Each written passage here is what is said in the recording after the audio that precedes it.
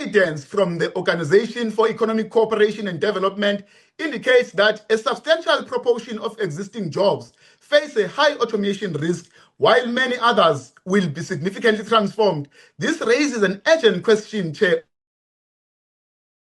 shows that technological advancements does not deepen inequality and exclude large segment of the working population from meaningful participation. We can't afford to deepen inequalities further in our country, Chair. Companies such as Uber and Amazon have restructured work through flexible on-demand models that often falls outside traditional labor protection.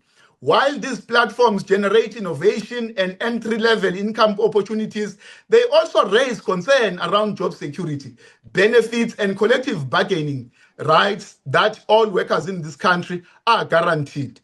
As government, we are working hard and tirelessly to find best ways and meaningful regulations to deal with the concerns.